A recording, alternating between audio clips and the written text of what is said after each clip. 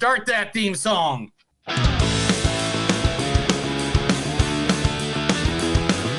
It's a show by Chris and Neil with all the great movies. They are the real deal. We watch them all, so you don't have to. It's movies that don't suck and some that do. Welcome to a new episode of Movies That Don't Suck and Some Do. My name is Neil. And I'm Chris.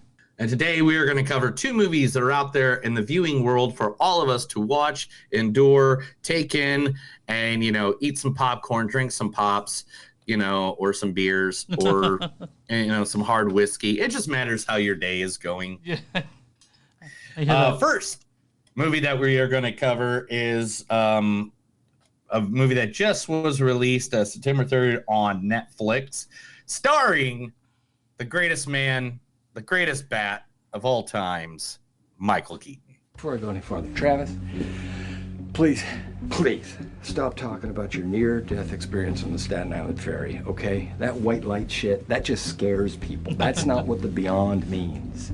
We're talking about bed, bath, beyond, like down the hallway in the utility closet, not like in other lands, not like in the afterlife. It's not bed, bath, and UFOs. We're not talking about interplanetary activities. Think of it like this: bed, bath, and a little bit beyond. Not bed, bath, and way beyond. It's not bed, bath, and way the fuck out there. It's bed, bath, and beyond. That's it. Yeah, that's from the other guys. Yeah, I was trying to get the reason I got other guys. I was trying to get the TLC ones, Creep and Waterfalls and stuff, but nobody made a cut with all of them in it, and I was really saddened by that. Yeah, it's really hard to find one. Then in this movie as well is the lovely Amy Ryan. Right then, I'm like, I'm gonna drop this motherfucker. I don't care if he does got a big dick. So we went back to the apartment, and Ray was hollering, he's gonna wake up Amanda. She needs her sleep, So we went back to Ray's mother's, whatever. Yeah. I don't know where that mother went, but she left all her fucking cats in there, and it smells like car. And that is when she was actually acting with another Batman. Yeah, Actually, he was the director, wasn't he? And the Casey was the main star. Casey is Gone Baby Gone. Casey Affleck was the main star, but I don't think Casey Affleck directed anything. I thought Ben Affleck directed it. Oh yeah, Ben Affleck. He may have directed. Fuck, I don't remember. But yeah, Gone Baby Gone with Amy Ryan. And he wrote it, right? He wrote it or something. He was directed and written by Ben Affleck. Okay, so Casey. So she got to work with another Batman in this movie. Yeah. What the hell? But hold on, Amy Ryan. Also, you guys would know her if you're not familiar with Gone Baby Gone. She was Holly Flax in The Office. Yeah, unrecognizable. Unrecognizable. And so many different things. She was in Birdman. She already worked with Michael Keaton before. Yeah. And she's in Only Murders in the building. Damn, I only watched the first episode of that. Well, Only Murders in the Building. Do you know what that is? No. It's Steve Martin Short, and Selena Gomez, and they're in a building that somebody gets murdered, and they all listen to the same murder podcast, and they run into each other somehow, and I don't want to ruin all that, but and they decide that they're all going to investigate this murder together. So it's Steve Martin Short, and Selena Gomez. Who else is in this movie? It is good. Yeah. Who else is in the movie?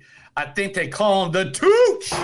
Tucci gang, Tucci gang, Tucci gang, Tucci gang, Tucci gang, Tucci gang, Tucci gang. Some of you don't know the name, but that's that guy from the Hunger Games. Transformers, The Last Night. Beauty and the Beast and Spotlight. Writer and director of Big Night. Tucci gang, Tucci gang, Tucci gang. Tucci gang, Tucci gang, Tucci gang, Tucci gang, Tucci gang, Tucci gang, Tucci gang. All right, and also I do have a... Actually, from the movie, he's... All right. Sounds like you're having sex in here, which I know can't be true due to the fact that you have a homosexual boyfriend. He's not my boyfriend. Hey, no judgment. All God's children. It's fine. I was gay once, for a while. No big deal. We all do it. It's okay. It's okay. From Easy A. From Easy A. Someone in chat literally just asked if we could smuggle drugs. Do you know who that is? No. What's up, pal? Mester in 96. Sorry you went to the wrong chat, bro. And I'm not smuggling drugs into Asia. I can't talk about the time that happened. Anyway.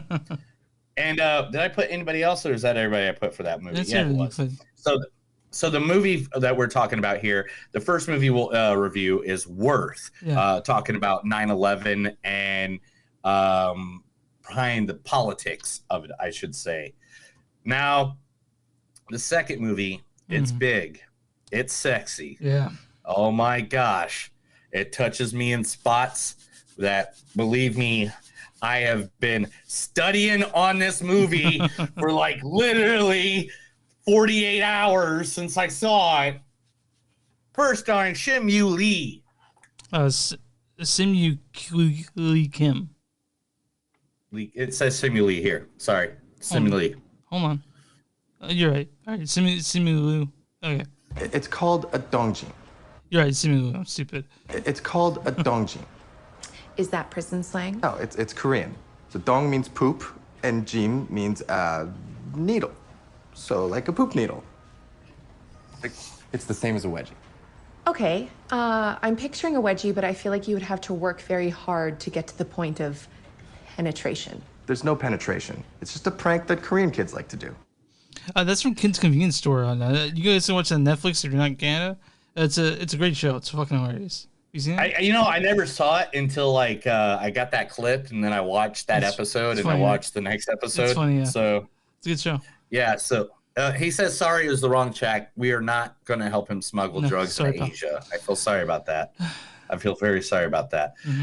Then of course we got the rapper herself, Aquafina. Yo, my veg, feed the homeless. Yo, veg, date the homeless. My veg, make the dean's list. Yo, veg, couldn't pass the HIV test. It's time that we let the world know, bitch. Your veg is only so-so. Aquafina's a genius, and a vagina is 50 times better than a penis. Yeah, it's Aquafina. That's Aquafina, and that's really like how she got her start, was that crazy fucking song. Yeah, dude. And you know what? I love her. I love everything about her. Then who else did I put in? You put in Ben Kingsley. Dude, I've had like 4 hours sleep in the last 2 days. Ben Kingsley, who plays Trevor in this movie. No, yeah, plays Trevor. Sir Ben Kingsley. Let's say it with honor, Sir Ben Kingsley. Well, I wouldn't go in there for 20 minutes. Now, which one of you is Vanessa?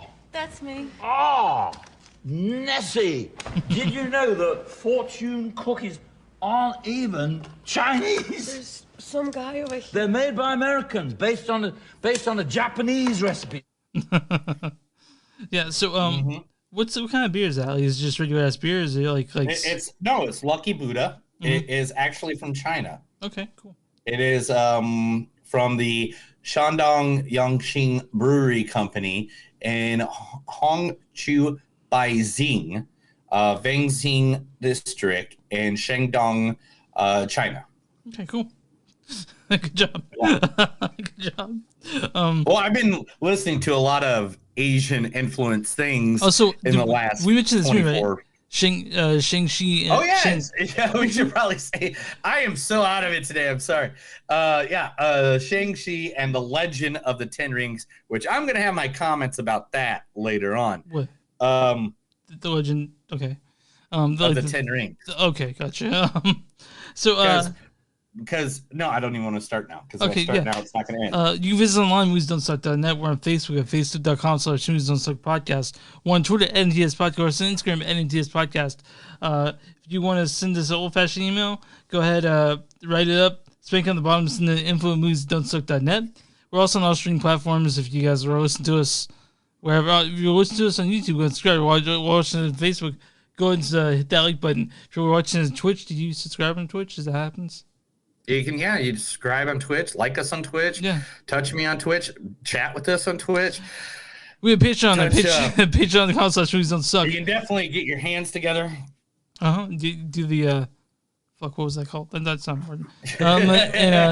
And then also we also have if you guys want to buy shirts with our logo and shit on it and all kinds of other stuff, you can go to bonfire.com and search in Movies Don't Suck and Something to Do, and we have a page with all of our shit on it. And who's our sponsor today? our sponsor today, and I felt like it just made sense because one, I already talked about how I went there, but two, I think it just makes perfect sense. Today's sponsor is brought to you by the Hall of Heroes Superhero Museum. The Hall of Heroes Superhero Museum is located at 1915 Cassopolis Street, Elkhart, Indiana, 46514. Now, the Halls of Heroes is the only comic book and superhero museum in the world. They cover over 80 plus years of history of superheroes in comics, toys, film, and animation. Hall of Heroes has over 10,000 toys and over 65,000 comic books and over 100 pieces of original comic book pages and animation art. They also have Adam West's personal Batman costume, Ryan Reynolds' Deadpool mask, Clayton Moore's Lone Ranger outfit, the Ghost Rider motorcycle, the Hell Cycle, the original shield used by Chris Evans on the Captain America film, Sheldon's Green Lantern shirt worn by Jim Parsons on several episodes of The Big Bang Theory, and more. They are open 6 days a week, Monday, Tuesday, Thursday, Friday, Saturdays, and Sundays. And admission is $9 for 10 and older, $6 for 9 and under. I'm going to tell you, it's worth it. I went there, and I had to change my shorts like 4 different times, you know, because so many times I jizzed in my pants. You know, I was yeah, straight up Lonely Island it, man. I was like, jizz in my pants. Yeah. But it was really cool. If you're a nerd like me, you'll really love it. Look it up. You can look them up on Facebook at HOH Museum. I told you on Saturday I got to talk to my musical heroes on my other podcast, Reckoning. Jeffrey Lewis. Jeffrey Lewis. Okay, cool. Yeah, he came on. I thought I had it right. And I was losing my fucking mind about it since a month ago that I set it up, and it went great. But I was afraid that I'd cut out and we'd be in the middle of a conversation. We didn't cut out. We cut out. We got cut out during a long clip of a Bob Dylan record, it's good. It didn't happen. It happened at the best time possible. And so and I cut it out and it's seamless, but that'll be up on the 14th. And it was exciting, and I'm glad it's done with because I was so stressed about it for like. Did you get his phone number? Are you guys gonna hang out? No, but is he gonna come over to the house? Are you gonna make dinner for him? Dinner? I don't know about dinner. Is he gonna come over and play some board games with you? Sorry, my mom's calling me for some reason. Who's calling you? My mom.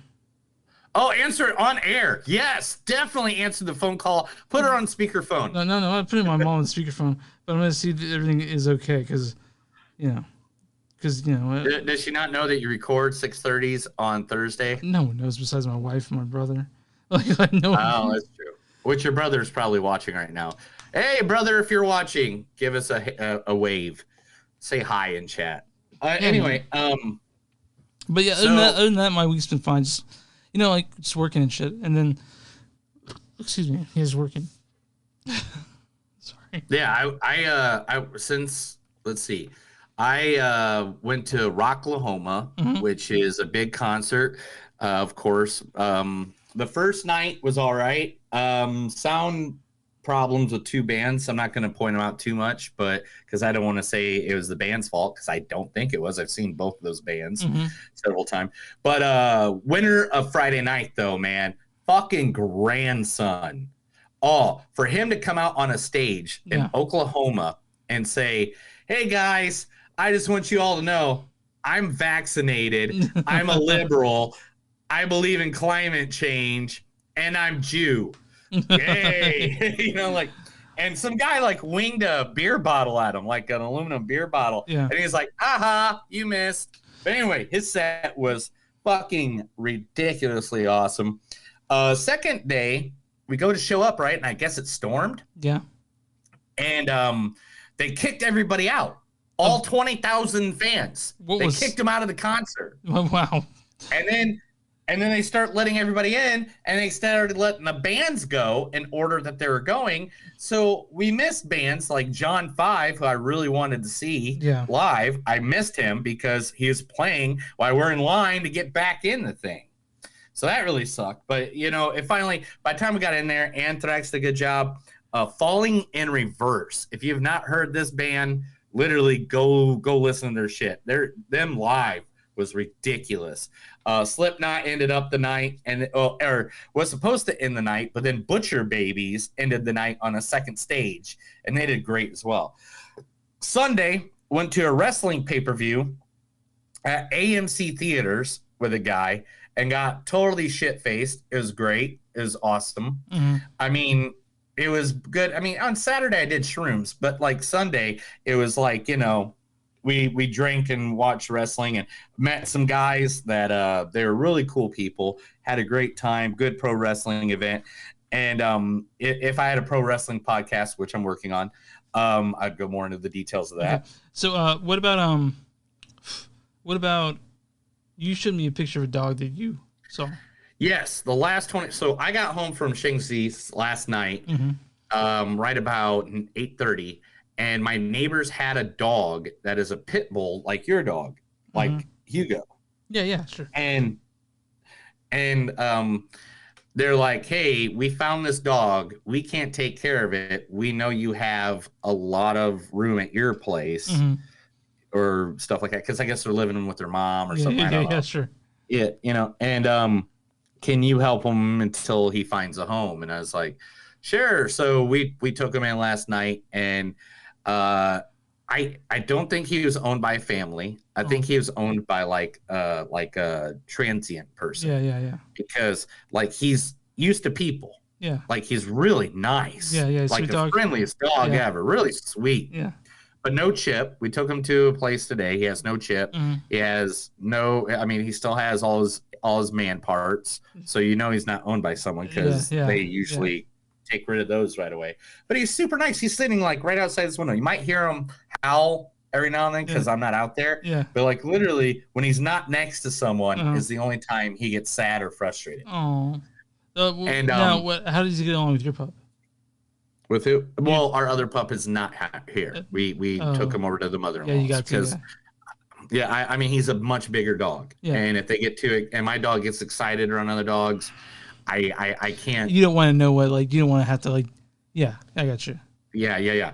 And so we finally went today, and I guess we got to hold on to him until Saturday afternoon. Damn. And that's when we can take him to, well, because the place we went to is a no-kill shelter. Okay. And that's when they can take him in. Okay. But they gave us food and stuff like that That's to cool. take care of him.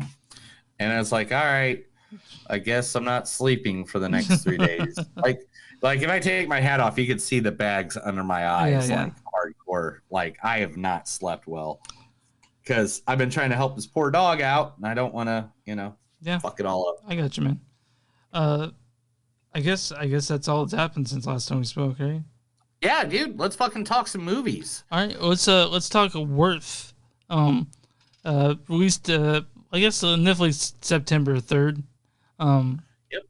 So because that's September 11th coming up. This movie stars. It's directed by Sarah Colangelo. She's directed stuff that I'm not familiar with. I'll be honest, like a few of them were shorts. We called The Kindergarten Teacher, which I never saw. Oh, I've seen The Kindergarten Teacher. Oh yeah, I saw that one. Oh, it's on Netflix. That was isn't a pretty good one with Maggie Gyllenhaal. Yeah. Okay. I've seen that. Written by Max. The rest of them I've never seen. Never. I haven't even heard of. Written by Max Borstein. Yeah, he wrote Godzilla vs. Kong, Skull Island, Godzilla. This is really different. It seems that was a Wheelhouse story at this movie, but it's Worth. And then no, it's right up the alley, dude. This is just like Godzilla vs. Kong. Yeah, and this stars Michael Keaton as Ken Feinberg. Before I go any farther, Travis, please stop talking about your near-death experience on the Staten Island ferry. And, this also stars Amy Ryan as Camille Biros. Right then, I'm like, I'm gonna drop this motherfucker. I don't care if he does got a big dick. And also Stanley Tucci. Is everything all right? Sounds like you're having sex in here. Also stars No. More? No. Is everything all right? No, Sounds wrong, like you're wrong having button. sex. Wrong button. Oh. Tucci gang, Tucci gang, Tucci gang, Tucci gang, Tucci gang, Tucci gang, Tucci gang. And this also has Tate Vaughan as Lee Quinn, Shinori Ramathon as Priya Kundi, Talia Balsam as Didi Feinberg, Claire Benatti as Karen Donato, and Chris Tardio as Frank Donato, and Otto Blankson Wood as Gerald Barnes. I didn't mention Stanley Tucci plays Charles Wolf, but why don't you go ahead and read the storyline of this? Sure. Following the horrific 2001 attacks in the World Trade Center and Pentagon, Congress appoints attorney and renowned mediator Kenneth Feinberg to lead the September 11th Victim Compensation Fund, assigned and allocating financial resources to the victims of the tragedy. Feinberg and his firm's head of operations, Camille Barrows, faced the impossible task of determining the worth of a life to help the families who had suffered incalculable losses. When Feinberg locks horns with Charles Wolf, a community organization mourning the death of his wife, his initial turns to compassion as he begins to learn the true human cost of the tragedy. So when I first read about this and we decided to do it, I was a little worried it'd be like a little too saccharine, a little too neat, because it's based on a true story, and what people who write true stories, they tend to make it super saccharine, especially something like this based on 9/11, which is a holier than holy thing. You can't talk about 9/11 these days. Yeah, because any theory you have on it is wrong. But I didn't get that from this movie. This movie was 100% about learning empathy. Yeah. It's a good movie. Like the acting in it's fantastic. Yeah. The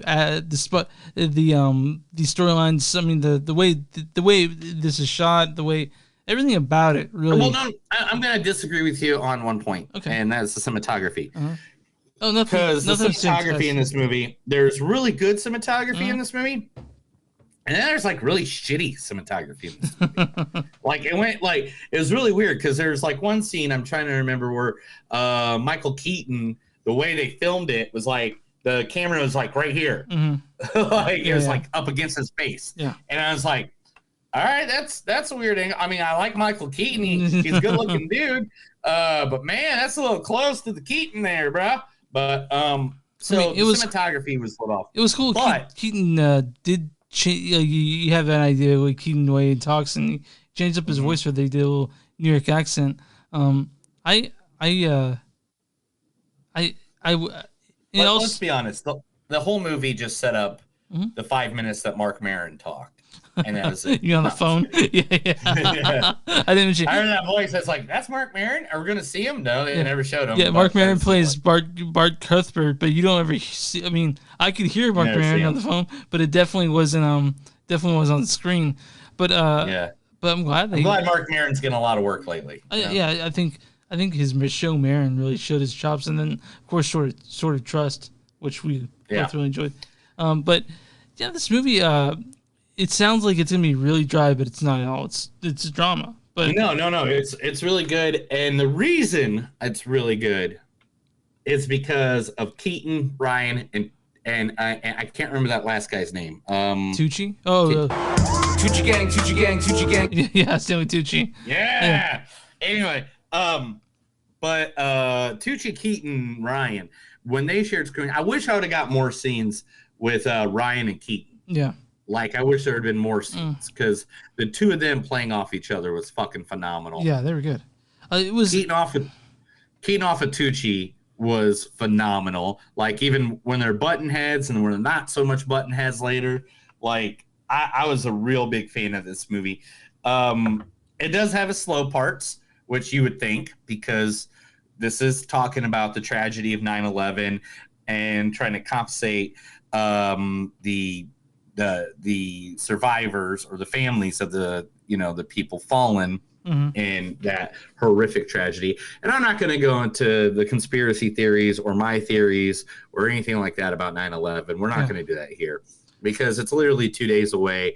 The biggest part of that is that it was sad. People died and people were influenced.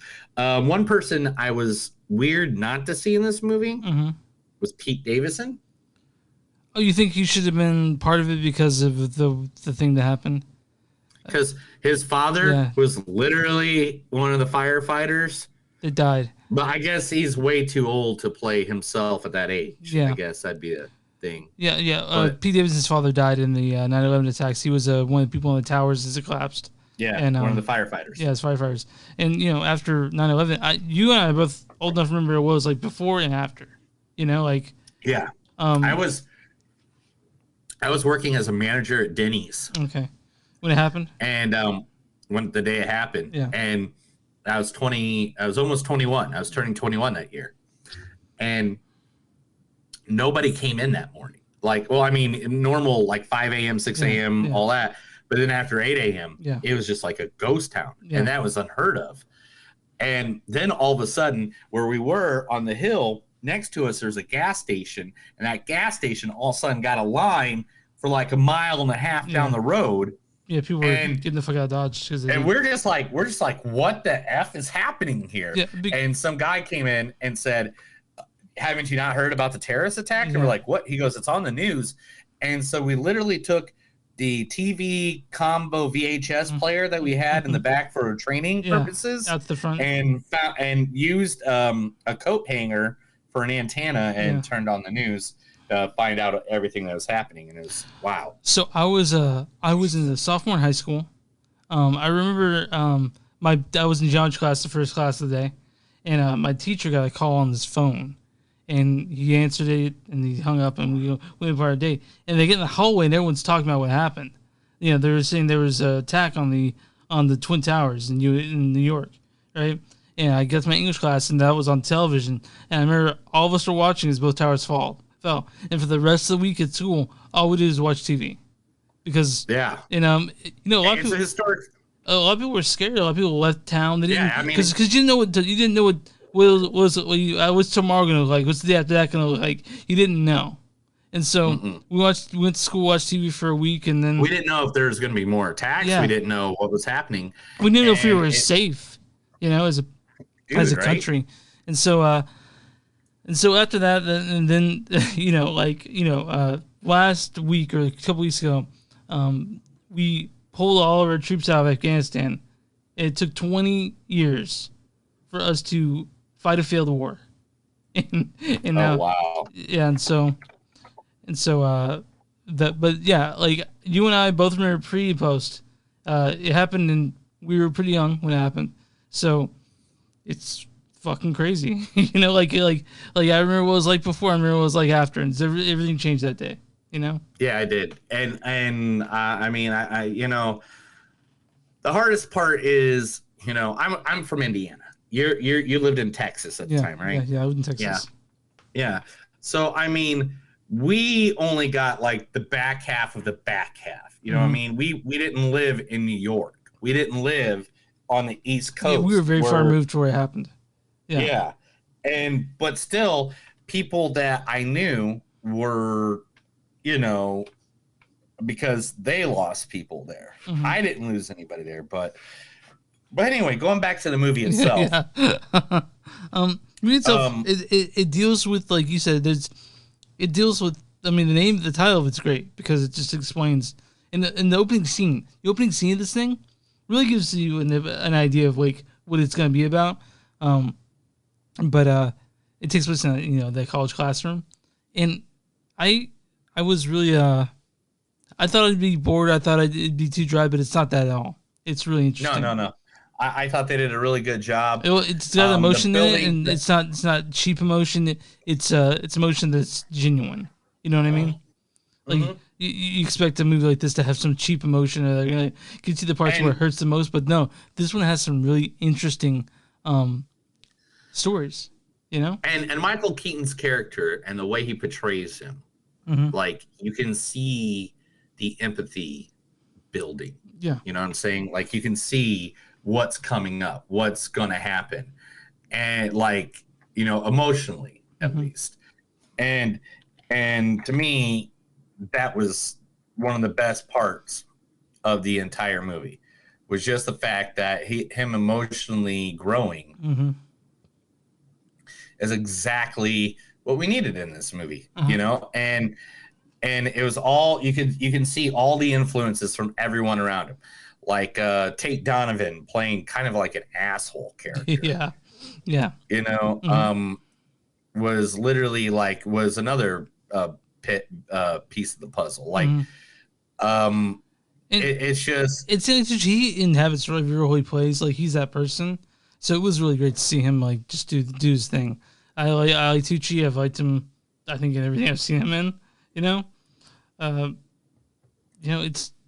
it's also weird to see him in Hunger Games as well. Stanley Tucci. He's such a character actor, man. He just dives in. Whatever it is, he is 100% just there. He's like, man, I'm here. Let's do it. And, I'm really glad to be able to see Michael Keaton in 2 movies in the past 3 weeks. You know, like just see Michael Keaton. I love Michael Keaton, man. I think Michael Keaton is one of the best actors in the history of cinema. And I'm not just saying that because he was one of the best Batmans, but like everything. Like one of my favorite movies by him, I think, is one of his most underestimated ones. Which is what? And that would be the Dream Team. The Dream Team. That's when he's in the psycho ward and Christopher Lloyd is with him and all that stuff. And they're supposed to go.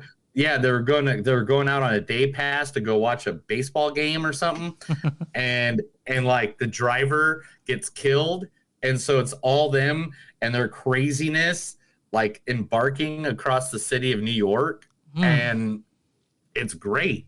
I thought it was one of my favorite Michael Keaton movies from the 80s. Like I give that one like an A+ above Mr. Mom. It came out in 1989, so it came out like basically the same year Batman came out.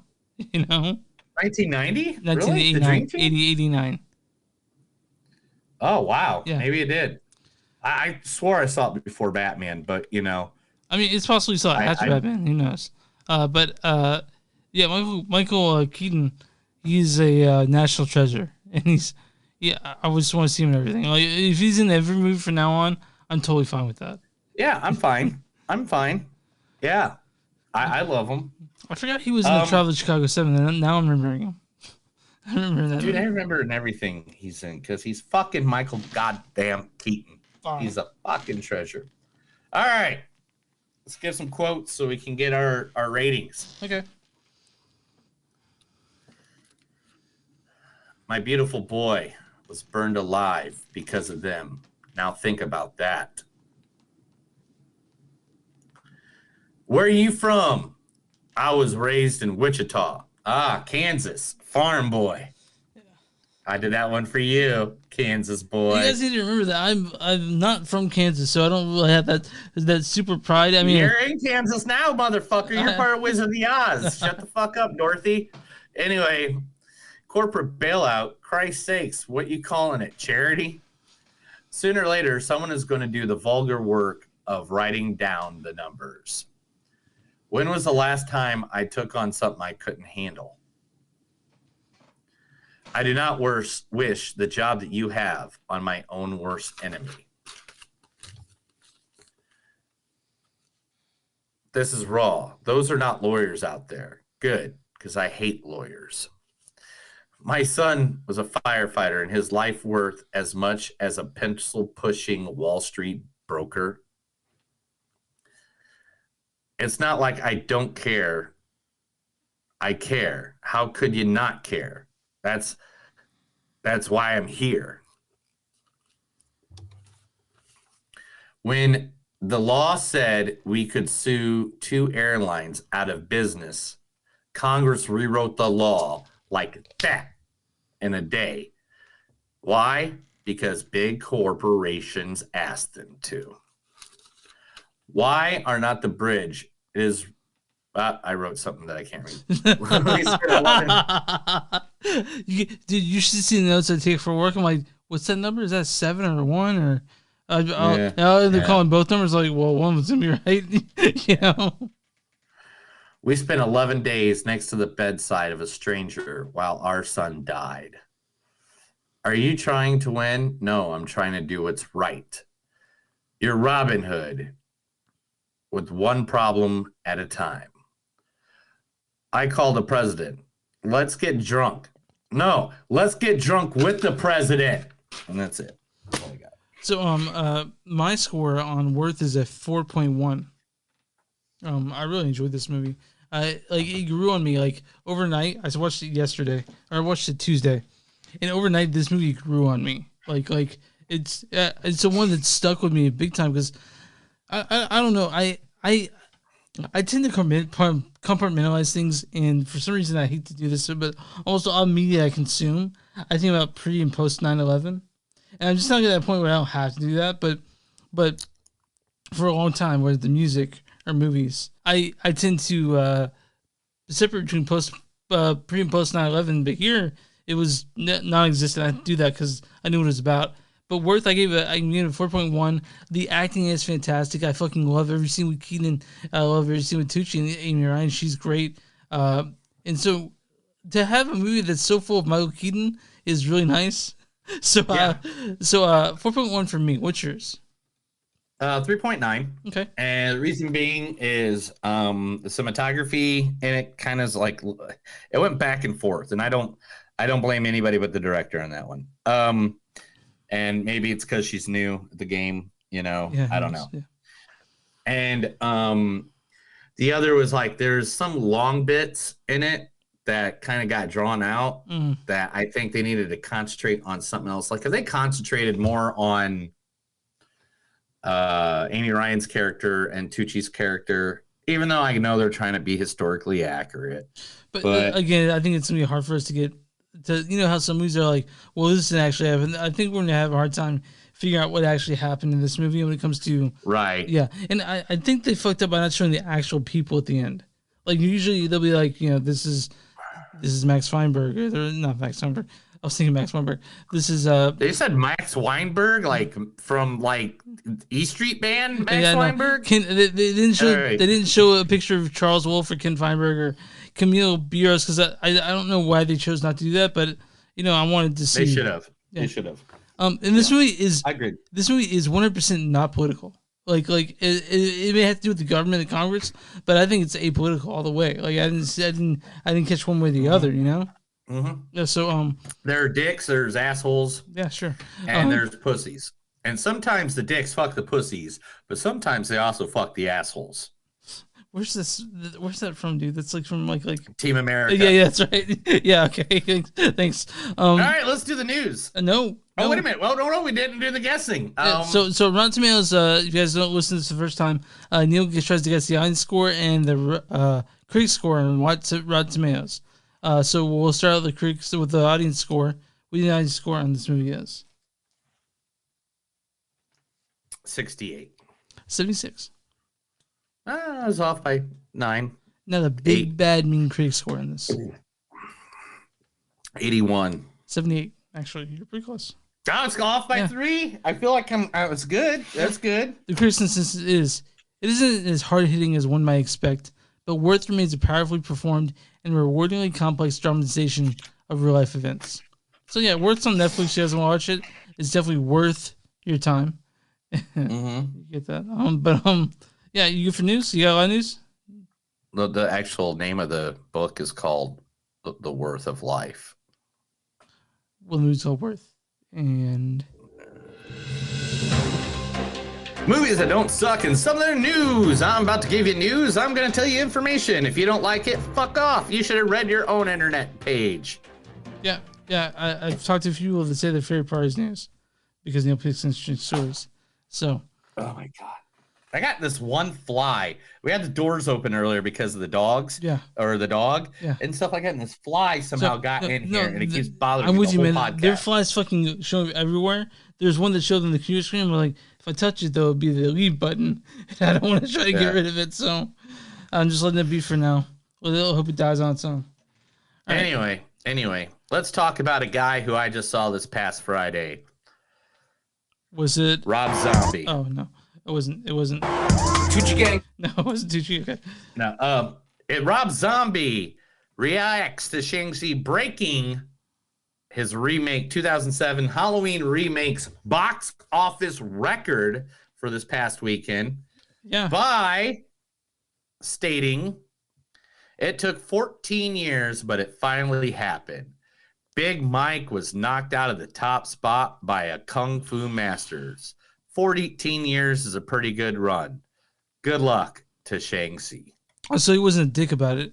No, yeah. it's Rob Zombie, dude. He's not a dick about many things. Think about this. When that movie came out, the Halloween movie, it was Shang-Chi is during a pandemic, and it still beat Rob Zombie, which is great. I'm really happy that happened. Also, I think that Shang-Chi won't be on Netflix, won't be on Disney Plus for like a month. Do you think that was changed before the lawsuit happened? Or do you think that they had it change and then the lawsuit happened, they changed it? What do you think it was? Man, I don't get paid that money. You know what I'm saying? So I don't know. I don't know. I don't know what their decision was, and I don't know why, but to be honest, I'm glad I saw it in the theater. Yeah, see it in theaters for 100%. It's definitely a see in the theater kind of movie. Also, when Dune comes out, dude, all of that when we get to the movie. When Dune comes out, I'm gonna make sure that we see that shit in theaters. Oh, naked at least. Yeah. Anyway, talking about Disney, let's move over to Disney. The Haunted Mansion has added Owen Wilson to its cast. Okay. So now we got Lakeith Steinfeld, yeah. We got Tiffany Haddish, and now Owen Wilson. I'm excited Disney's to see how The this Haunted Mansion, The Ride movie. There was a couple, like two I mentioned animated movies, but they seem to have a good run when it comes to taking rides and making movies out of them. They did that with Pirates of the Caribbean, did with Jungle Cruise, and now with The Haunted Mansion. And hey, man, if they're as good as those movies, I'm all about seeing it. Yeah, and 100% this past week, just because you said its name, Jungle Cruise 2 has been 100% confirmed. It has been signed on the dotted line. It is 1% and 100% happening now. Cool, man. I'm excited to see it. Yeah. I know a lot of people were like rolling their eyes at it, but I had a good time watching Jungle Cruise. Emily Blunt and The Rock, I'm all for it, bro. I'll watch that. I'll watch that 3 hour, 5 hour. Give me a 17-hour movie. It's hard, dude. It's hard to not be charmed by The Rock in anything he does. I don't want to say he's the best actor, but he's so charming. You know what I mean? Charisma, dude. He's got charisma. Yeah. Believe me, I've been in the same room with him. If he had told me to lick his balls, I would have done it right then and there. No questions asked. Believe me, the guy's got charisma. All right, talking about someone who you'd lick their balls, Arnold Schwarzenegger. I turn a corner on him when it comes to him as a person. Like he was a Republican, and I was like whatever. But I've turned to he seems to be like a genuine. He was a Republican because he could have won, dude. Yeah, but I'm saying he was in California, but I genuinely think he is a good person. Like he tries to do good by everyone. Yeah, I think he tries to do his best. Yeah. And he tries to give back to the country and give him so much. Yeah. So that's not what we're talking about, though. True Lies. Remember True Lies? I love True Lies, man. I love True Lies. Right. It's becoming a TV show on CBS. Okay. Steve Howie. Okay. You would know him from 10 seasons now of Shameless, where he plays Kevin, the bartender. Okay, yeah. You ever seen Shameless? I know that you love Shameless. You never watched Shameless, have you? Man, Shameless is two a episodes. fucking great movie. 2 episodes. That show is one of my favorite dude, I do shows like of all William H. time. Macy, but again, I don't have time to watch all the shit in the planet. So I have to, Just because it's got 10 seasons and it's all based in Southside Chicago, where I know a lot about, that's why I like it. Where did Chicago, where did you go? You live in Southside? Yeah, well, I mean, I had friends that were up north, and I had friends that are there. But no, I had friends that my biological father was in the South Side, and so was a bunch of friends and stuff like that I had over the years. So real quick, you said that song that Moby went to find you, that talking about the South Side, that's about Chicago. I have no idea. Okay, no, off the top of my head. Anyway, so yeah, he's going to be taking the part of Arnold Schwarzenegger. Okay, and so who's going to take the part of Tom Arnold? Is it going to be Tom Arnold? Because that'd be amazing. I'm sure, but they don't have that cast yet. Why do you ask questions that make no sense to ask? Because Arnold Schwarzenegger's dick. Why can't you just let me tell a good story and then you're like, well, that's cool. Where's the other characters? Who are the other fucking characters, Neil? Tell me the other fucking characters. It's just the main character right now. Let me ask you a question. What was your favorite part about True Lies, the movie? Jamie Lee Curtis and Arnold Schwarzenegger together, like the two of them playing off each other. It's really great. That's pretty good. And the trailer scene where they cut the end of the trailer off and when she's trying to cheat on him. But anyway, let's talk about some happy notes. Okay. You say happy nuts. So let's talk about a happy stuff. Okay. Anyway. I heard nuts. Motherfucker. Right. Anyway. He's like, I'm so tired. I don't know what I'm saying. Retirement home noir sniff. What? A movie about a retirement home. Okay. Noir sniff. It's called Noir Swiss. Featuring Morgan Freeman, Al Pacino, Helen Mirren, and Danny DeVito. Okay, so all people who are of retirement home age are in this movie. Yeah, right? Yeah, so when you said Morgan Freeman and Al Pacino, I was like, or does it mean Morgan Freeman and Jack Nicholson? like, do you remember the bucket list? Okay. What? Yeah. I remember the bucket list. Joe Pesci and... Was that Jack Nicholson? Jack Nicholson and I think Morgan Freeman. Yeah. In Sniff, 2 residents die under suspicious circumstances in a high-end luxury retirement community. Retired detective Joe Mallory, played by Morgan Freeman, is pulled back into action by his former partner, William Keyes, played by Danny DeVito. Mm-hmm. And they uncover a hidden underworld of sex, drugs, and murder in the wealthy community controlled by the kingpin, of course. Who would play the kingpin? Al Pacino. And his fatale enforcer, the Spider, played by Helen Mirren. Yeah. Yep. SNF is an acronym for Senior Nursing Institute and Family Foundation. I'm into it. Yeah, I never even heard of this movie until like today, looking up news stories. Neil sent me 2 movies that they're coming out this Friday. I've never fucking heard of, and they have big stars in them. The Voyeur, where it's Sydney Sweeney, and basically it's just like a porno. Like I guess there's sex every 10 minutes in that movie. And then there's Kate starring Woody Harrelson. Yeah, Woody Harrelson and Margaret. That's it Margaret, Maggie, Margaret Helen Wood. Who's the lady from Weeds? Oh, Mary Louise Parker. No, that's not it. Anyway, let's move on. Hellraiser 11 is already begun filming and they are rebooting it by David Bruckner and featuring a ginger swapped Pinhead. Okay. I don't know what to think about that. I'll wait till see it. By the way, the girly thing is Mary Elizabeth Winstead. I was close. Is she in Weeds? Names. No, she's not. She's Helena Bertinelli from Birds of Prey, and she's also Michelle from Clover Lane. She's Ramona Flowers from Scott Pilgrim. So there we go. Yeah, that's it. I couldn't remember everything. Are you ready?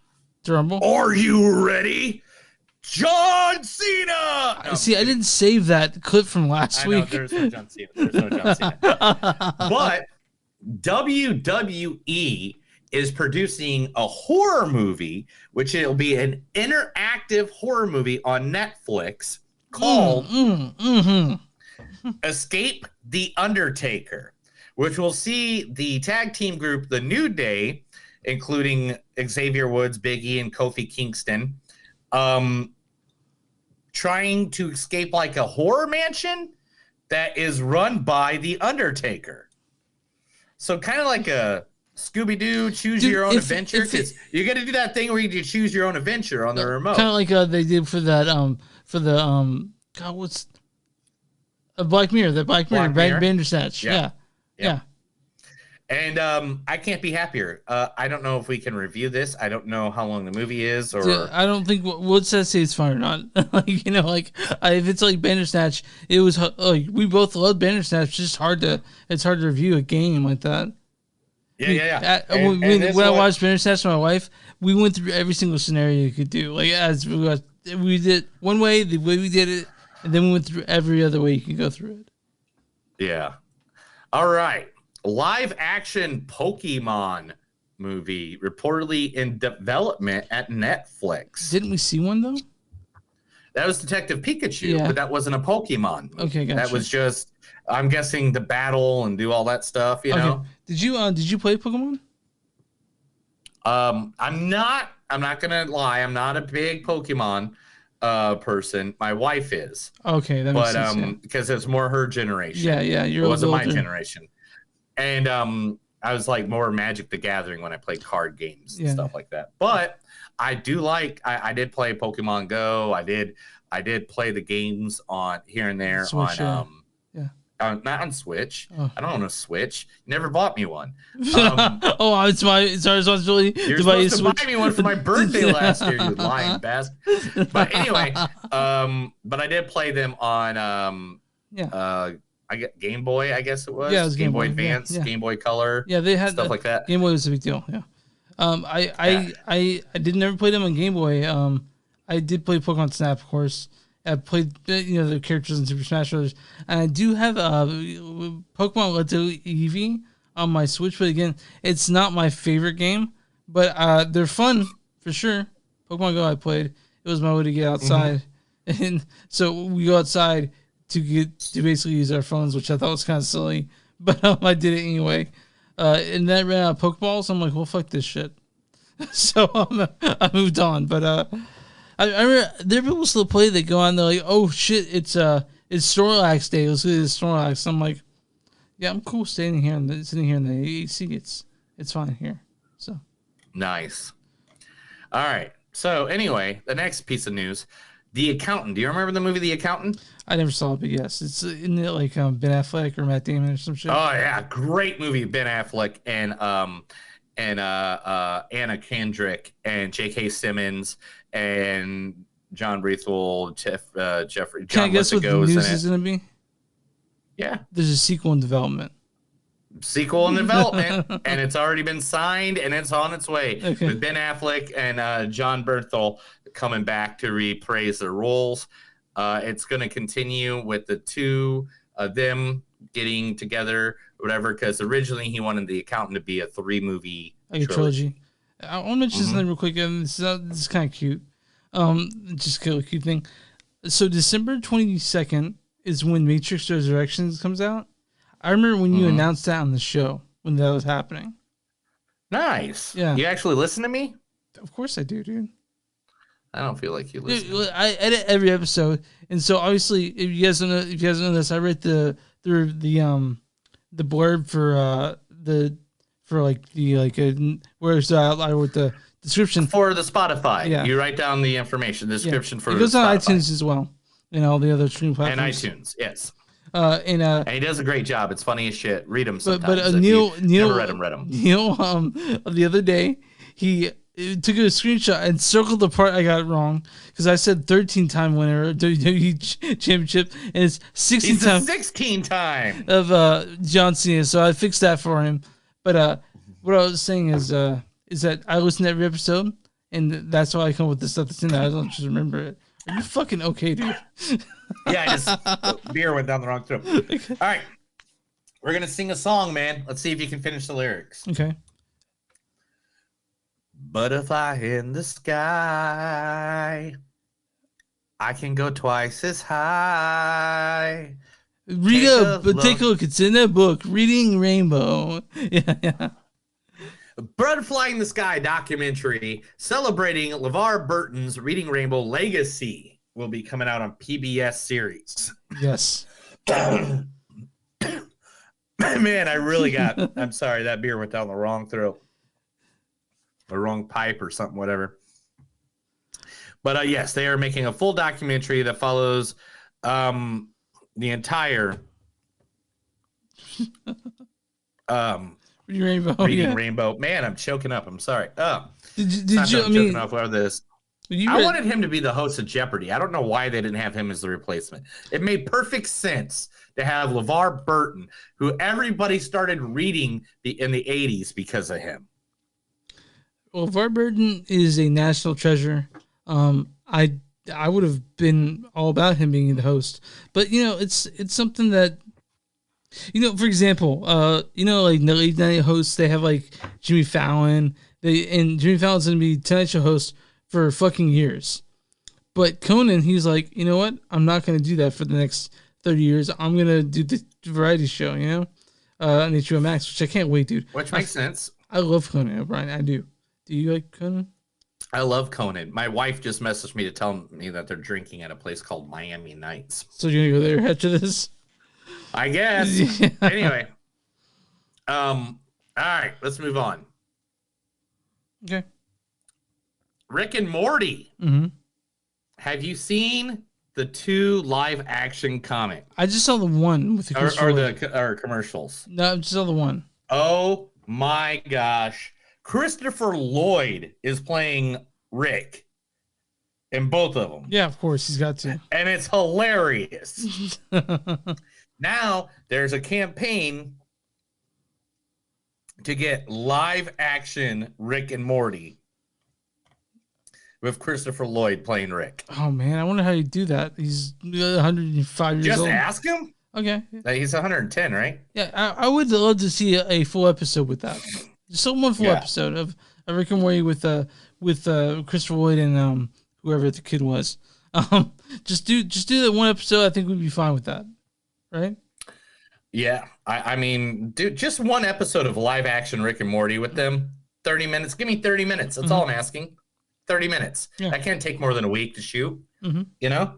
Especially with Christopher Lloyd. The guy did TV sitcoms for like 10 years. Yeah. Yeah. Jodie Comer, remember her from The Free Guy? Yes. She's the opposite of Ryan Reynolds. Yeah, I got you. She just got signed to star as Josephine opposite Joaquin Phoenix in Kit Bag, which will be begin filming at the end of the year, which is the biopic based on Ridley Scott's Napoleon. Okay. As in Napoleon Bonaparte. Yeah.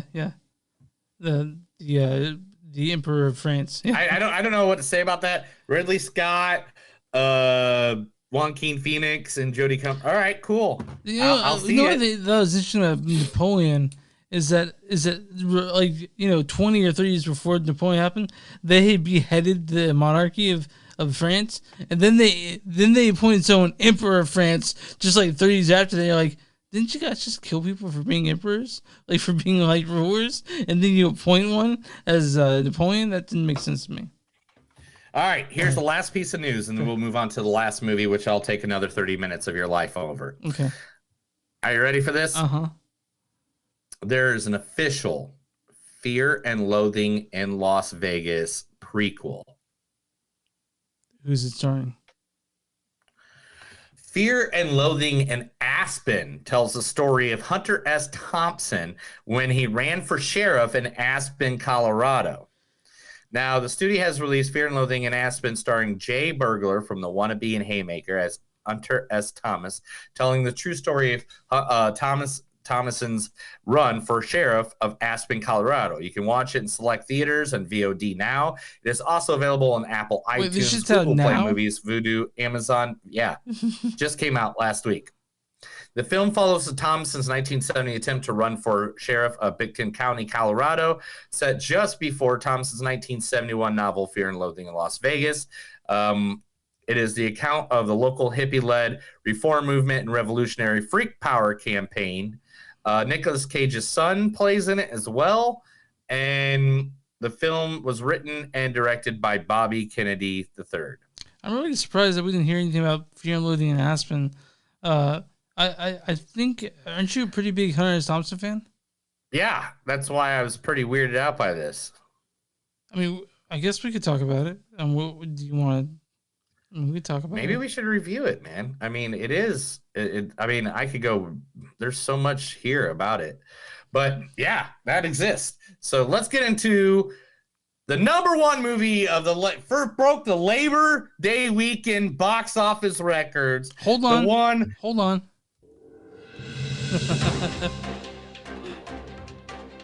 That was Movies Don't Suck and Something News. I told you a bunch of stories. Now you can go look them up online and see if I made them up. Because, be honest, some of them were made up only in my mind. Okay, now we can talk about the movie that broke the box office. Shang-Chi and the Legend of the motherfucking rings. Yes. This is directed by Destin Daniel Cretton. He's directed such things as a Short Term 12. We talked about Short Term 12 on the show with our guest Sarah. And Just Mercy, which just came out. You see all Just Mercy, right? Yes. He directed a movie, I'm Not a Hipster, which I actually really liked. You guys can watch that on Hulu. It's written by a lot of people. Dave Callum, Daniel Dustin Creighton, Anya Lanham, and Dave Callum has worked on things such as Wonder Woman, Zombieland Double Tap, Spider-Man and the Spider-Verse 2, which is coming out, American Most Fiction, Mortal Kombat. He's done all kinds of stuff. They got the people with cool, really fun movies to talk about, and I'm excited. But Simu Liu plays Sean/Shang-Chi. It's called a dongjin. Is that? That's good. And then we got, you didn't get anything for Tony Chi Lao Ling, who plays Tony Long. Man, I only had so much time in my life. He plays Zhang Wingwu. We got Aquafina, who plays Katie. Yo, my veg, feed the homeless. Yo, veg, date the homeless. And then it also stars Ben Kingsley, or Sir Ben Kingsley, as Trevor Slattery. Well, I wouldn't go in there for 20 minutes. And it's got Mingyu Zhang as Ziling, Fala Chen as Li, Yingnan, or Michelle Yeoh as Yingnan, and a bunch of other people. But why don't you go ahead and read the storyline of this giant movie? Such a huge storyline. Yeah. Shang-Chi, the master of unarmed weaponry-based kung fu, is forced to confront his past after being drawn into the 10 Rings organization. So full disclosure for the listeners, we're going to spoil the fuck out of this, but we're going to give our spoiler-free review. We're going to do our normal thing first, and then we'll spoil the fuck out of it, and then I'll rip it apart like a surgeon going into heart surgery. Can I mention that Benedict Wong is in this, and he plays Wong? Benedict Wong? Oh, yeah, Wong's in this at some point. Yeah. I am let me just jump right in. Sure, go for it, man. This is one of the best action-filled Marvel movies that they have put out in a long time. I'm thinking maybe Thor Ragnarok was probably the last movie where I'm like, because in this movie, they went full hidden, Crouching Tiger, Hidden Dragon. Oh, for sure. They went full. They filmed this differently than a lot of the Marvel movies are being filmed, and I loved it. Like, there's, not to give anything away in this portion, but there's a fight scene on a bus that happens. And after that fight scene of the bus, I'm like, I'm fucking in, bro. Sure. I'm here. I'm here for this fucking movie. Because first going in, I was kind of tired, kind of cranky. But then that fight scene happened on the bus, and I'm like, I'm fucking here, Shang-Chi. Tell me about your story.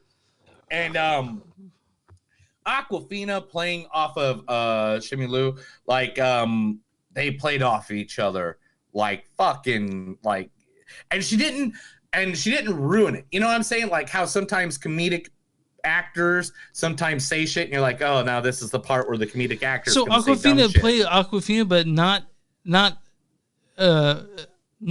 obnoxious Aquafina. You know what I mean? Like yeah. Like she was downplayed. Like at a point where when she did say something funny, it was funny because at certain other points she was sincere or she had empathy. You know what I'm saying? And she wasn't just the foil the whole time. She actually had parts that were meant something. And she didn't ruin scenes where you thought, oh, she's gonna say something dumb at this moment in time. And there's a real danger of having two comedic reliefs in one movie, but they didn't happen that way. You know what I mean?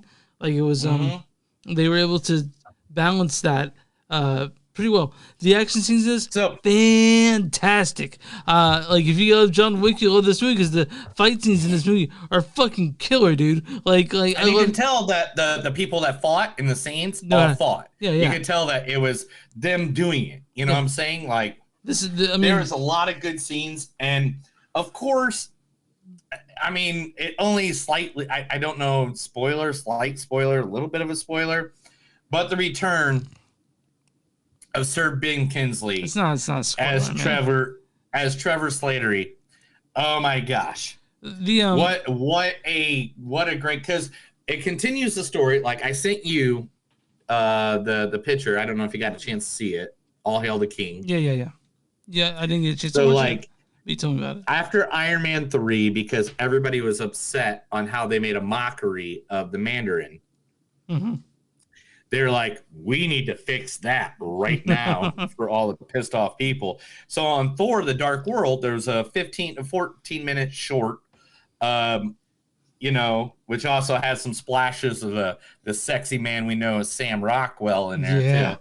Woo. But it tells the story of like, hey, even though you said that name and you think you're the leader of that cult or whatever, well, the real leader of that cult fucking hates you and wants you dead now. Like, and it was a good introduction into where this movie is and that he came back. I like how this is written because, okay, without ruining anything, they didn't go off of Shang-Chi's origins in the comic books. No. They went a different direction. They replaced key points of it, but I believe the reason they replaced key points in it was so they can bring in who I think they're going to bring in because of this movie. Which you know we'll discuss. I'm trying to say, I was so say this in the spoiler part, but right now, after doing all this, believe me, I have researched this movie for over 30 hours at this point after watching it. And I have my predictions on where I think the Marvel Universe is going with it. But right now, there's a fight at the end where the bad guys have blue highlighted and the good guys wearing red highlighted. I like that because unlike Infinity War, or not Infinity War, but Endgame, where it's just like a great, you couldn't really see who's fighting who's fighting who.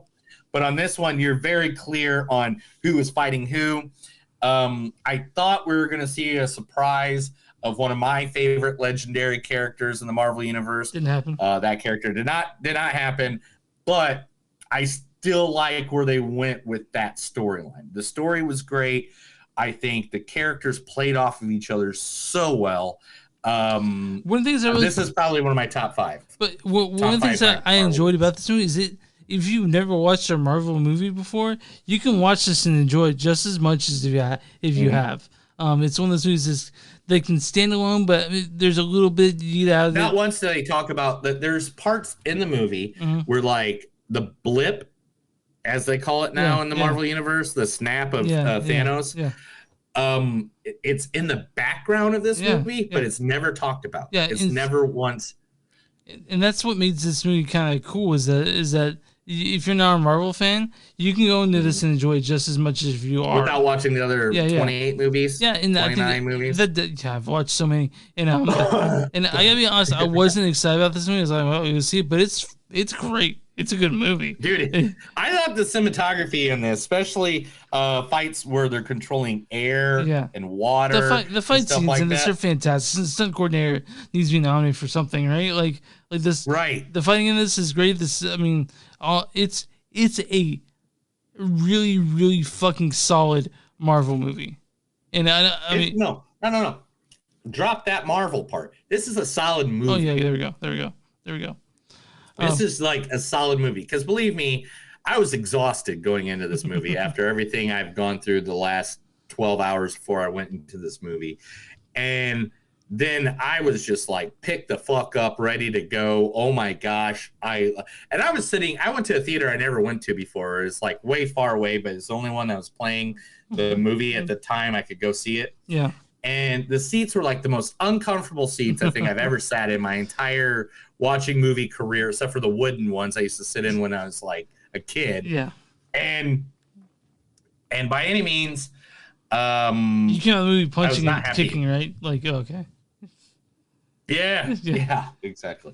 So The only way I think we can do this anymore is because I'm really think I'm going to trip over myself. So let's get some quotes. Let's see our score, and then we'll spoil the fuck out of this movie. Yeah.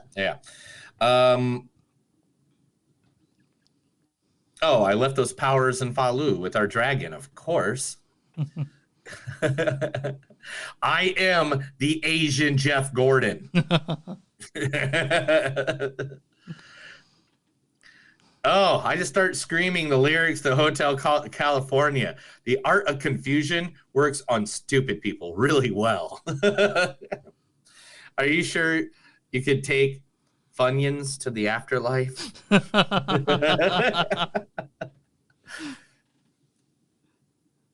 This is exactly the daughter my mother wished came out of her vagina. My name is Gina. I went into my name. No, your new name is now Gina, like a vagina. Oh, no, can't. Those are spoilers.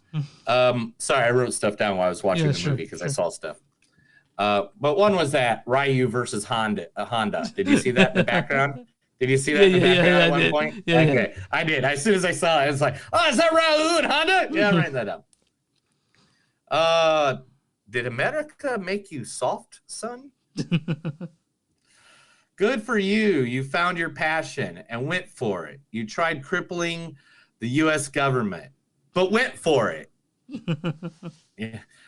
That's a weird ass horse. Oh man, I totally like how you know what you want and then like just spent the whole rest of your life just getting better at it.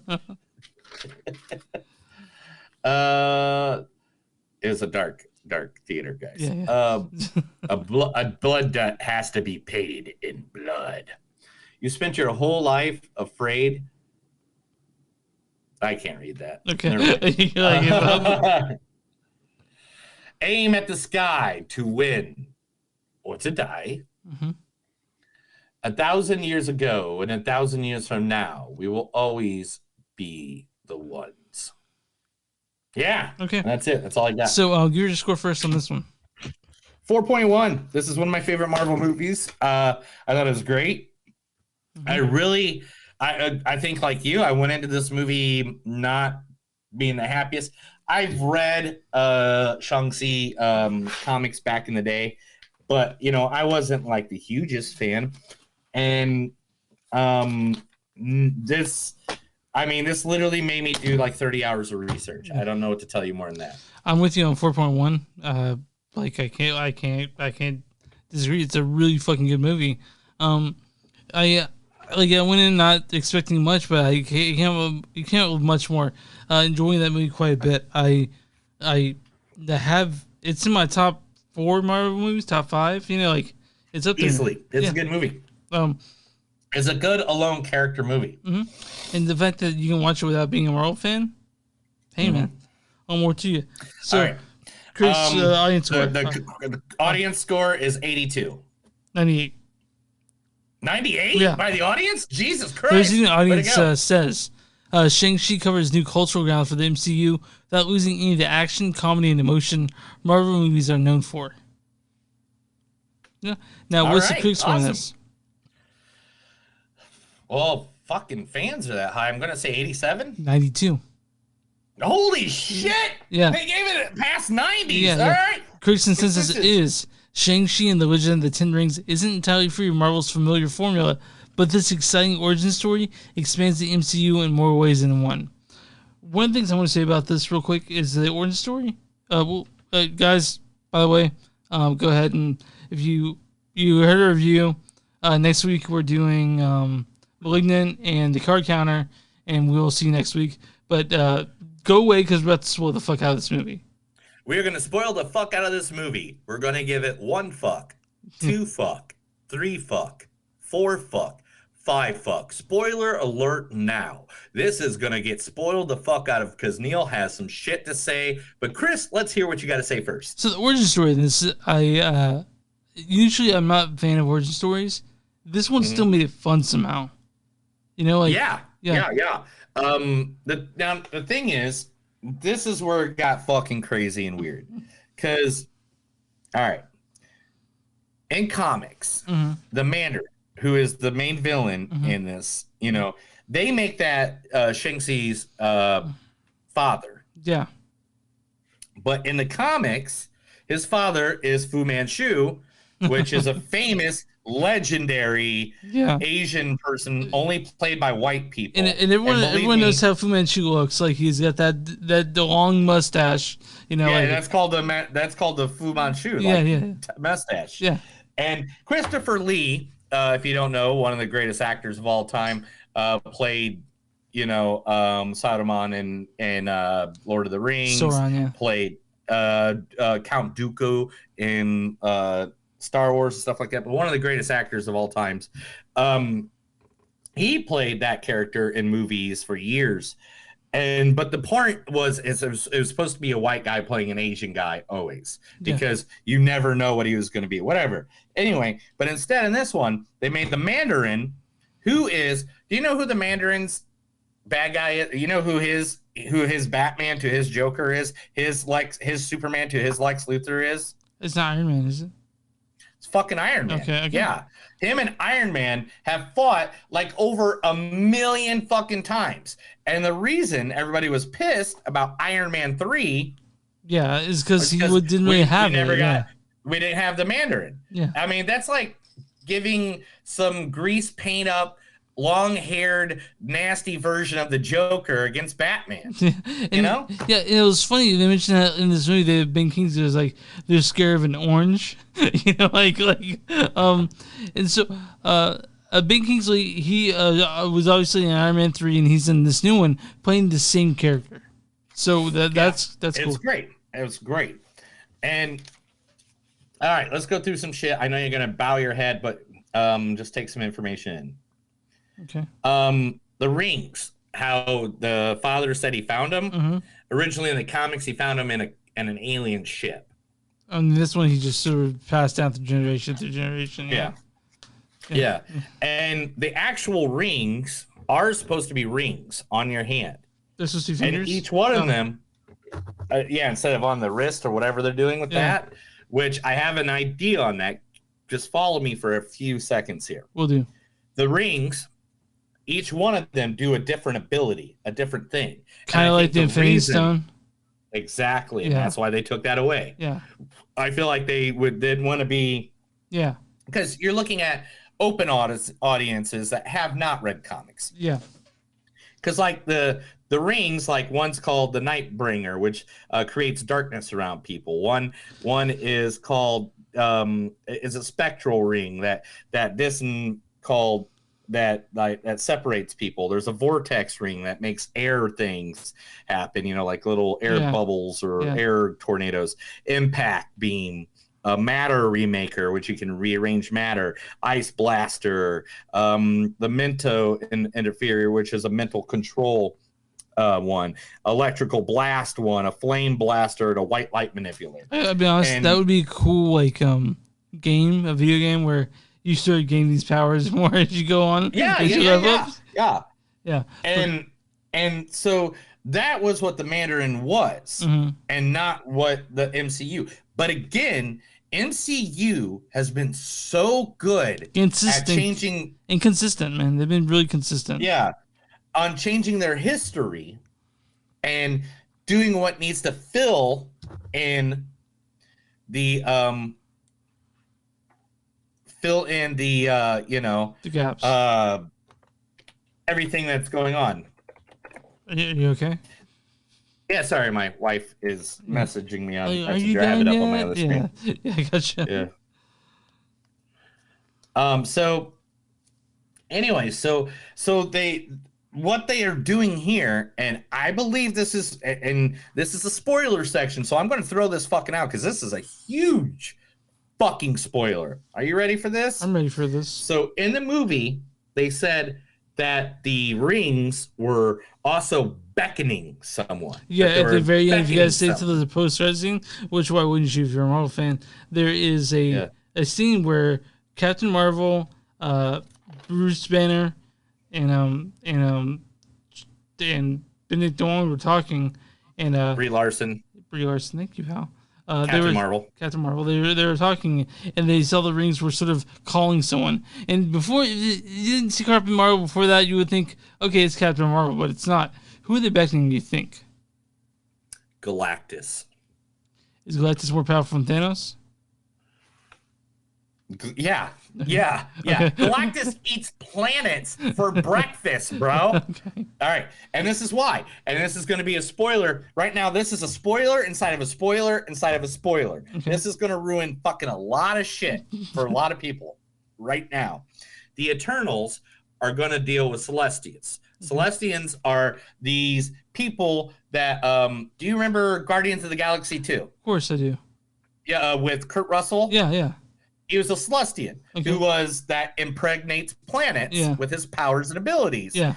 Ego. Well, there's more of those.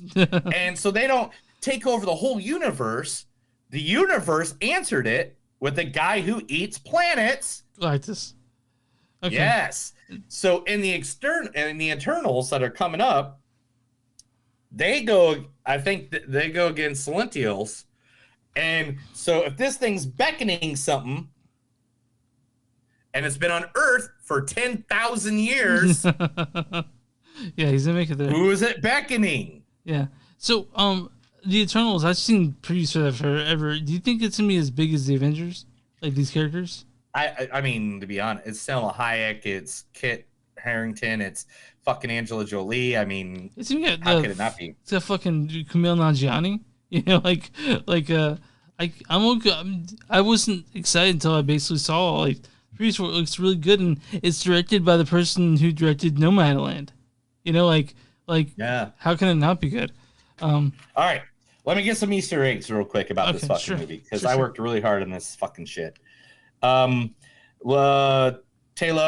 the area that they go to that the mom was originally in, that's originally from Thor comic book 301.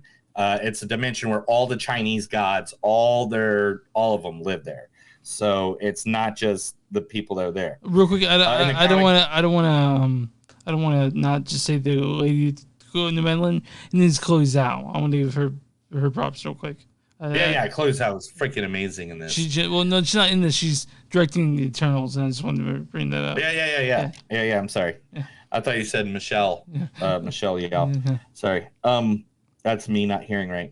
You're tired, Val. Sorry. The guy filming the fight scene in the bus is the same guy that asked Spider-Man to do a flip in Spider-Man Homecoming. Nice. Same dude. Nice. He's like, do a flip, Spider-Man. All right.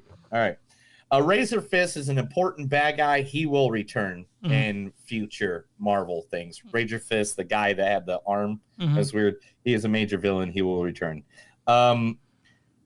Death Dealer that you saw that trained Shang-Chi was a friend. And in the comic book, same thing. He just died like non-theatrically.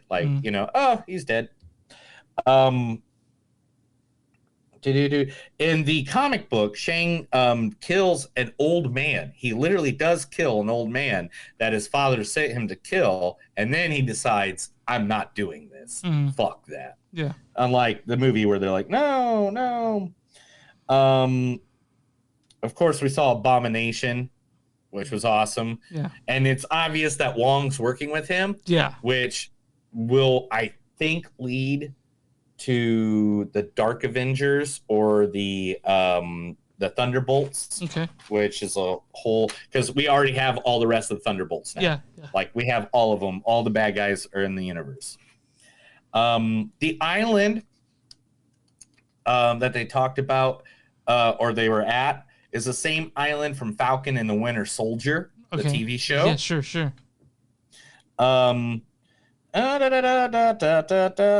Thor was obviously kidnapped, and then the little All Hail the King. Morris, your favorite character and everybody's favorite character. He is going to be the Baby Yoda this year. He is actually called a Han Dan, and he is a cursed mythical creature in Chinese culture, where he is based on chaos and lives in confusion. all the time. Poor That's pup. why he has no face. Poor thing. Yeah. The fox nine tails is a hula sing. That is what the name of that is. The horse with the dragon face is a long mine, and the lion giant is called a food dog, which is used to guard people's ancestors. Yeah. So that's what all those are. The ladies kept on every time they were in where they're at, what their mom's city. Yeah. Did you notice how everybody said your universe? Yeah. They never said our universe. Yeah. They never said this universe. Yeah. Which leads me to believe that we're opening up another gate into the multiverse. I mean, so that means that people should be watching Loki, right? Yeah. Yeah, because it's all gonna come downhill.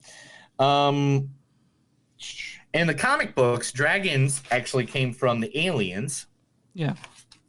And that's a dragon character, which is my favorite dragon character, and he is not in the movie, and I thought he was because of the previews, and that is Fin Fong Foom, which is like one of the funnest names to ever say. Just say it one time. Fin Fong Foom. Yeah. Isn't that just a great name to say? It works. I thought he was going to be it.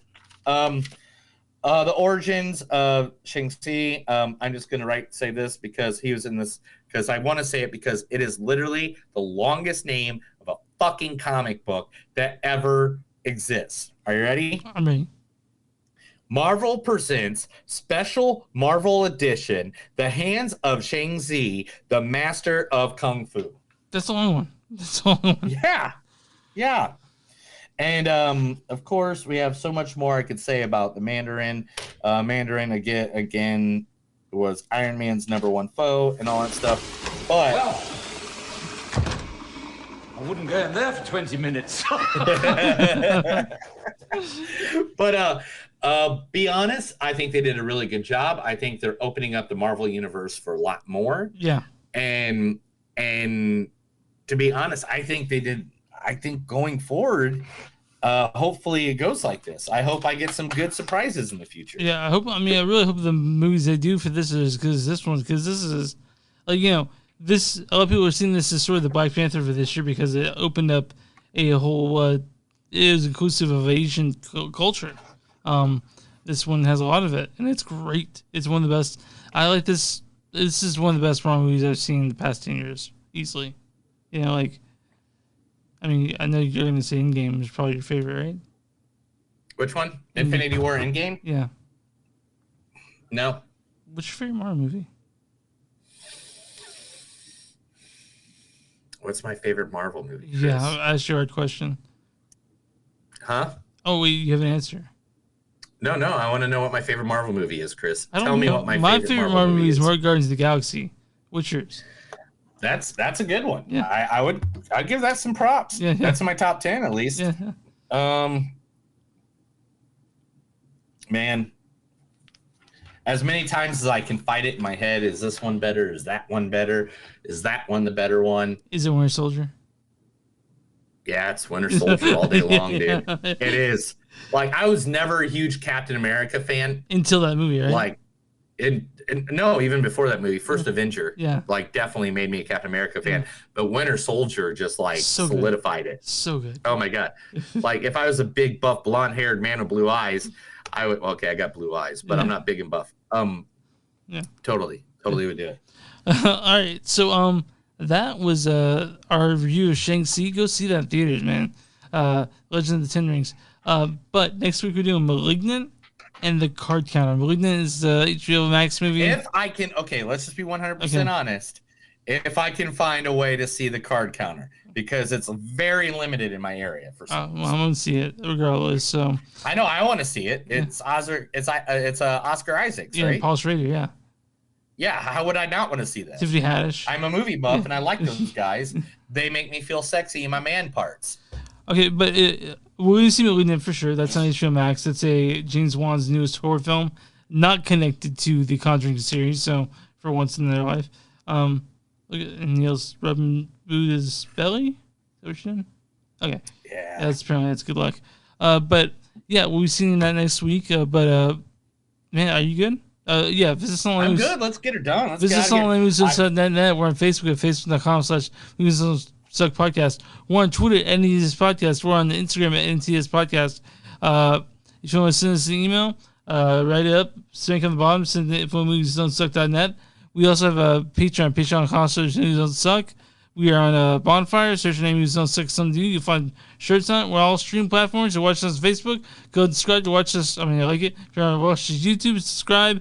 And I think we're on. That's it. How do we do small businesses, dude? Small businesses. If you got a small business, get a hold of us. I don't care if via Messenger versus email versus anywhere. We want to advertise your small business because we love you. We love people. We want you to make money, especially in these hard times in the world that we live in. Mm-hmm. So please contact us and we will advertise you 100% free and give you out to our thousands of listeners and our millions of listeners. So it's either you email us at moviesdon'tsuck.net or info at moviesdon'tsuck.net or moviesdon'tsuckpodcast@gmail.com. I just want to say before we get off the air here, I just killed the fucking fly. Good job, just finally got it. Glad. Oh man, have you heard that smack just about 2 seconds ago when we were talking? That was me. I finally killed that bastard. All right. Well, that's another episode of Movies Don't Suck and Something to Do. My name is Neil. And I'm Chris. And remember, guys, if you want to figure out what your worth is, go out and find 30 ninjas with 10 rings on each hand. Good night!